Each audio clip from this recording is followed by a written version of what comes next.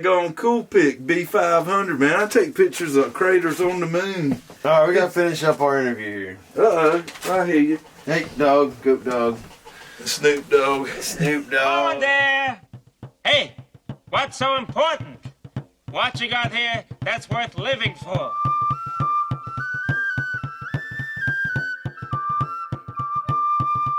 Trying to think of a good story. Paul McNeil here at 5 points. With... You don't have my fountain powerboat story, do you? No, man. And that was the best one, the Bill's hot dog story. What was that? Okay. Well, now that needs to be put down because that's one of my best stories. Yeah.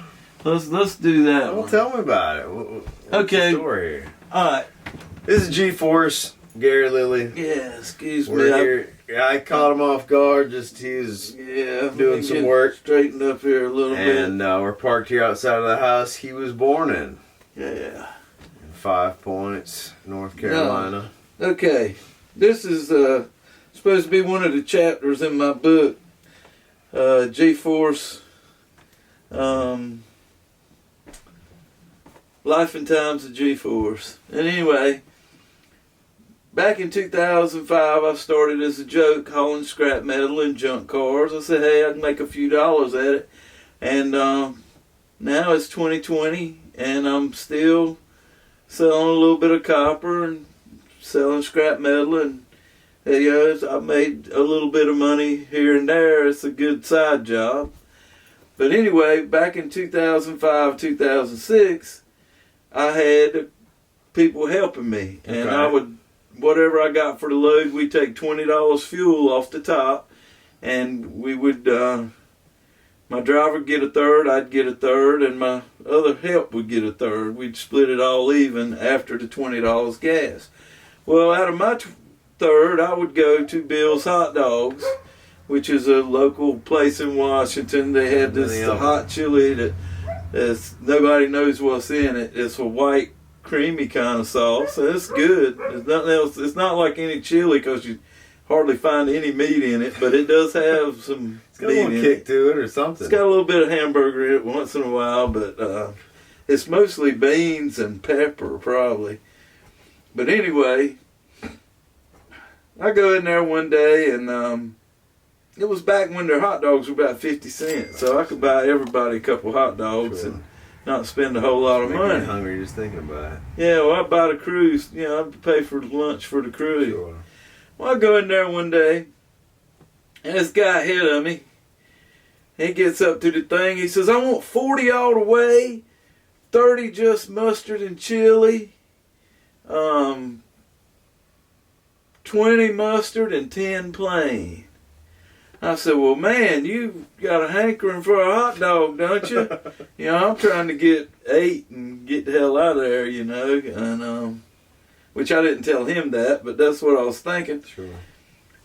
And he said, no, I'm not going to eat them all myself. Reggie's down in Texas racing, and we had to come back on the helicopter and get some parts. He said, hey, while you're in town, pick us up some lunch. So Reggie Fountain was in Corpus Christi or wherever in Texas racing $300,000 fountain power boats. Were they eating filet mignon and blackened sea bass? They're eating Bill's hot dogs just like us poor folks in Washington. And I said, well, man, they'll be cold by the time you get back. One day he said, no, on the helicopter it's a straight shot. It won't take us but about hour and a half, 2 hours, or whatever it was to get back. Well, I didn't know. Back down to Corpus Christi. Wow. I don't. It seemed like to me it's a 6-hour flight on a jet plane. Texas is a long ways from North Carolina. No kidding. Yeah, this area's got some interesting characters. Yeah. When you think of Reggie, you think every now and then old A.G. Swanner comes to mind. Reggie has he's got a thing on YouTube. Oh, really? It's the king of offshore. But only one man built a billion-dollar global empire with a boat design that would set more speed records and win more world championships than any other. Motor will be right on top of the limiters, and you want to go fastest, you run a 31 or a 32. Reggie Fountain and his namesake, V-Hulls, have set the standard for offshore performance boats with a legacy of speed, unmatched to this day. And he tells his life story. And Really? Piggly Wiggly was like, Piggly Wiggly was the advertisement for it. Oh yeah, sponsor or whatever. Sponsor, yeah. But man, He's he an done some interesting guy. stuff I didn't know, man. He Yeah. went down to Florida. These guys talking about how fast their boats was in Florida. He went down to Florida with a guy on a helicopter to film it, passed everybody, got 8 or 10 boat lengths ahead of everybody, turned around, made a circle around them, and passed them all again. So he visually, look, helicopter, video camera, visual evidence, he runs circles around the competition. Wow. And they were all talking crap about how they were going to outrun him and stuff. And he got bored, he got so far ahead and went back and Looped him. looped them one time. Reggie found. Yeah, and you can't say he didn't do it because he's got video evidence. Wow. Have you met Reggie? Yeah, I've talked to him before. Oh yeah. My uncle, Bill Shavender, was Yeah. part of the engine guys Huh. around there. He didn't ever, I don't know if he got his hands dirty or not, but he hung out with that crowd. Well, you do have a lot of stories. I never did hear there was some kind of a story with Covey and Swank and how that moving the house movers there. What was the story behind that? Didn't things fall apart over there? I don't know if there was Yeah, a story. him and he broke up with his wife and he moved to Georgia with his girlfriend. She liked riding horses. Oh yeah. But no, we'd have to do a whole nother thing if we talked about all the farm stories. Yeah. Because my daddy, he taught me how to buy and sell land. Oh yeah. Yeah, owner financing. If you miss 2 payments, you forfeit the land and the payments that you paid in. Yeah. And he sold our farm 3 times Really. before it took. Just got it back 3 times. Yeah. What was that story about the guy with the tractor trailer full of dope and the CIA? And all That was the first one. That was Dr. Oh, that was Doc the first Be- one that tried to buy the farm. That was Doc Beecham. He bought the farm. Really? And which he didn't, he was buying Was it. buying it. But he went over there, he put a 8-inch jet pump in the ground. He dug a well, another pond. We had a small pond, been there forever. He dug a new pond and dug one in the back where the bean fields and stuff are. Yeah. And put a whiteboard fence, four rail whiteboard Wow, fence, fancy. all the way to where the underpass. It's like a mile, half a mile. Yeah. All the way down the front. He put cow barns out there, like you could drive 2 18-wheelers into the cow barn, and then you had 2 18-wheelers worth of sheds where you could feed the cows on both sides. Then a 800-ton silos, 80 feet in the air, still there. But when it worked, I could go over there, I could throw 2 switches, hit the start button on one, it would start throwing silage out of the silo. And then I hit the other one, and that was the chain in the trough, and I had to watch it go around twice. I'd fill the trough up. But it had a slinger in the thing, and it would sling out the silage. Y'all had cattle too. Yeah. Well, he had cattle. Yeah, we had cattle. But see, that in itself was part of what happened. Doc Beecham was full of ideas. Oh yeah. And he Was he a medical doctor? He was supposed to be a doctor. But he looked like the singer from the 70s with the wire rim glasses. John Lennon. Country Boy, Take Me Home. John Denver. John Denver. Yeah. Yeah, wire rim glasses. Okay, he looked like that. All right. But and his wife looked like the wife off of the Munster. She had black hair with the white streaks. Really? Yeah, beautiful woman. And she had a son named Sonny. Little 2 or 3 year old boy. And they lived in a Winnebago over there. Doc Beecham. Yeah, we called him Doc Beecham. And anyway, they had a whole bunch of stuff they got on credit from FCX. This guy had mad ass credit. I mean, whatever he wanted, he'd just go get it, and he had credit from the bank. I don't know how he had it, but in the 1970s it was kind of a different time. But anyhow, they figured out if they went to the Miller plant in Kinston, they would give them the mash once they made the beer. Really? And they could bring the mash home and feed it to the cows. Right. Okay.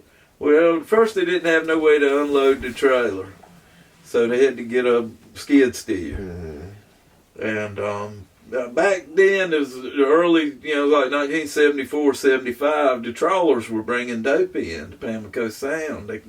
Nobody. I think there were big ships offshore, and they could go out there and get a load and sneak it in at night or something. It weren't a big thing. Nobody was doing it. Didn't know Coast Guard or nobody didn't know they needed to watch out for that kind of thing. And but anyway, somebody had got a trawler load of dope in, and they needed a truck to haul it. They were going to haul it to New York or somewhere. And they said, look, we'll pay you to haul this load of dope. And Doc Beecham, he said, no, I'm in the cow business. I don't give a damn about a trawler load of dope. I don't want to get involved with it. The first time they come at him, he said, no. Now, I'll give him that. But then the feds come and said, look, we know about the trawler load of dope. We know they need a truck to haul it. We'll give you the money to buy it. And we want you to go get it. And, we're not going to charge you. We'll pay you for your time. Really?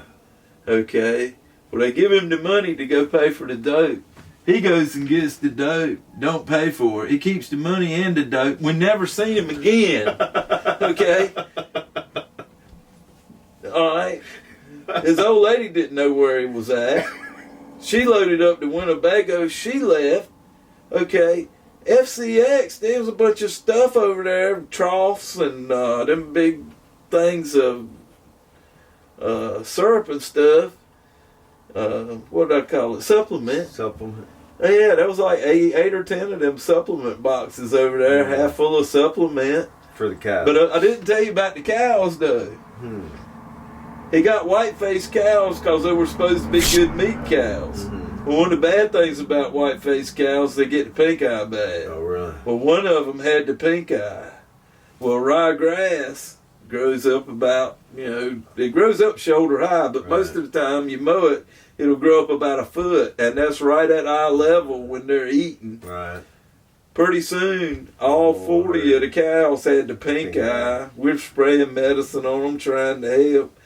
And, everybody around here was building fences and building barns and working for this cat. He needed somebody to work on the cows' eyes. Daddy went over there and called the vet. And pretty soon, half of the cows were stumbling around blind. But he just disappeared with that truck.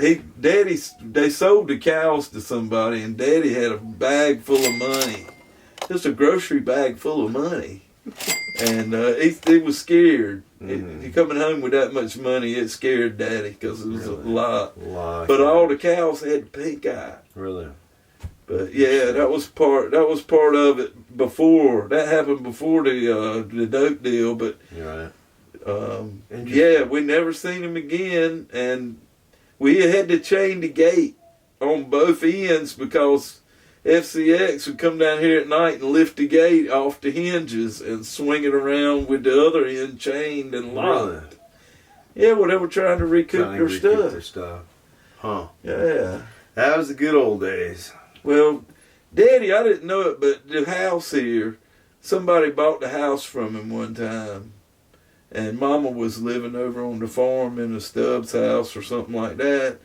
And they cut all the timber and sold it. They were paying Wade payments. And then they come back and said, look, you didn't get it surveyed.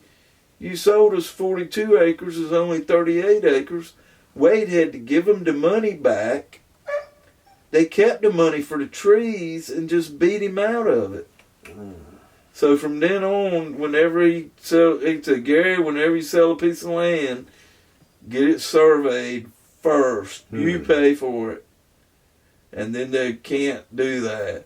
But yeah, we sold that farm. I don't know, the second time, the guy that bought it, he was part of Tri-State Tractor or something. And I think he had some health problems or something. But yeah, the third time, a lady from Elizabeth City bought half of it, the farmland, and Bob Rich bought the first, and they paid for it. Just paid. And they just paid, and that's it. That's it. Yeah, Daddy got the money. Well, I got an opportunity to see all the stuff you pulled out of the dump, and the dumpsters is crazy. Rooms and rooms full of stuff. What do you think people are throwing away perfectly good stuff for? Well, that's the everything. That's the everything. Yeah, they're selling the house and the land. Grandma, Aunt B dies. Yeah, they take everything out of the house. And oddly enough, like a used rug, you wouldn't think you could sell a used rug. Man, so used rugs are one of my best sellers. Really? Electric heaters, crock pots, everything, what I call the debris of life. Yeah. And you rent places, you know, you have to go in there and clean it out. Yeah. I get recliners sometimes that's in good shape. Now I leave a lot, a lot of stuff's broken and damaged. What you seen was just the good stuff that's worth saving. Yeah. I mean, there was a lot of stuff that could have been fixed that I just didn't, Sure. leave it where it's at. I ain't got time. Sure. It's a shame, though. You think of all the dumps out there, so much stuff's going to the landfill. Tell you something that you would never think about. And back when I was growing weed, as we call them things, Christmas flowers. Oh, poinsettias. Poinsettias have, December 26th, a poinsettia is worthless. And like Kmart would throw away a pickup truck load of them. Really? I would get them for the potting soil. For the potting soil. And because I'm going to put it in the Weyerhaeuser woods to grow weed with. Right. So you don't want to spend money on it. Sure. But anyway, poinsettia potting soil has 30-day, 60-day, and 90-day time capsule fertilizer. Really? So it was so jacked up. You couldn't grow tomatoes with it because it would burn them up. Really? You had to mix it with some dirt. You had to cut it a little bit. Calm it down some. Wow. But man, that was one of my deals to growing weed over your head. Of course, I had the G-Force Honeysuckle number 7, which was that your seed? Santa Maria Colombian Gold, and from the 70s, and Purple Haze. Santa Maria Colombian Gold is sativa, grow up 15, 20 feet tall. Big fishing pole type plant. Right. And the Purple Haze from the 90s, that was a bush, 3 foot tall, looked like some kind of bush your mama would grow in the yard. And a lot of times you'll see them, people top them out about a foot, and there's all these branches fall, and it's buds.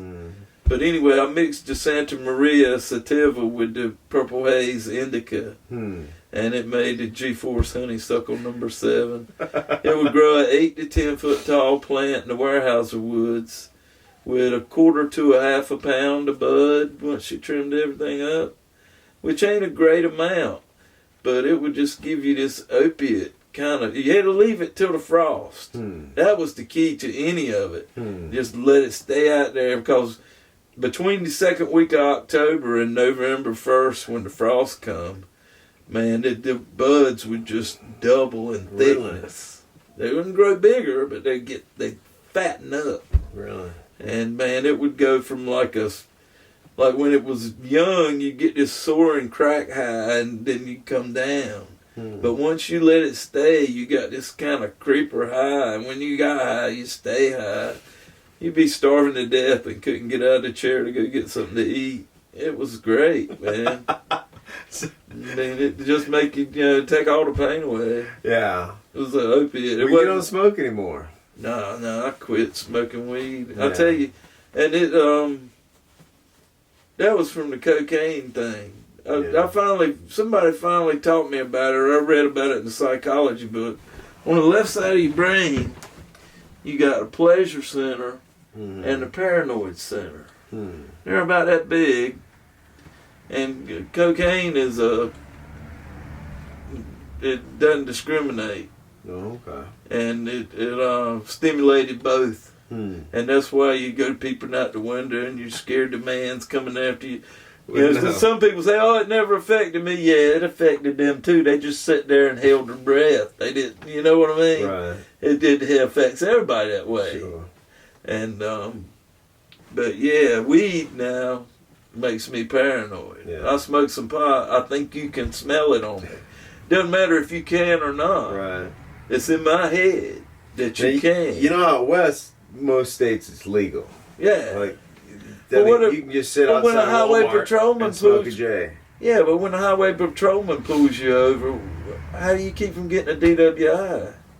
They Well, I do don't know. give I you don't a see driving while impaired. They smell pot on you. Yeah. I mean, I don't know. that's something. North Carolina Highway Patrol, they're like the damn FBI of the highway. You know, if they smell pot on you, they can. All they have to do is say he was impaired to an appreciable degree. Really. And if he says that, you're a DWI. No Really? matter, I mean, you could blow 2 on the breathalyzer. If the highway patrolman says, well, he was staggering and stumbling, he weren't in no shape to drive a car. He was, skin up to appreciable degree, you still get a DWI. Well, I think I'm going to wrap up here. Gary Lilley, G-Force Yeah. AD. Fellow SHIT. No, man, I told you, your little sayings over the years have come up a lot. You know, I've learned a lot from you. And certain things stick with you, you know. Man, I found one on TV the other day. I'm going to show you after this thing. I bet you already know it. But guy showed me how to use a tick. I was watching on UNC TV how to use a ticking stick. A tick stick. Yeah, that's amazing, dude. But Well, I'll have to yeah, get some of that knowledge, old time knowledge. So you gonna go dig the dump? Yep. Alright. Get ready to go see what's in there. I'm stuck on that thought of Bill's hot dogs. Boy, I could use a Bill's hot dog right You know, they're like $2 a piece now. now. Really? Yeah, it's insane. Me and Donna go get 4 hot dogs. It's $8. But they got sausage dogs now too. Instead of them little skinny little red thing. Well, they had a guy that was making them has moved to the meat farm so they could still get that same hot dog. Old cheap red hot dog like they used to get from the old county, Yeah. old country meats or whatever, the place behind the skating rink. Oh man! All right. What do you think about this goat? It's a I good love goat, her, man. man. I wouldn't look if I didn't like her. I wouldn't have got you to go back and get her, man. It's a good goat. That would have affected you the rest of your life if you hadn't went back and got a goat. It's true. I mean, It's I true. know it didn't take me. I'm taking the blame for it or whatever, but it didn't take much for you to do that. Well, you wanted to do that because you knew I what was love right. her. Yeah, sometimes the youngins run off like that, and you have to spend a little extra time.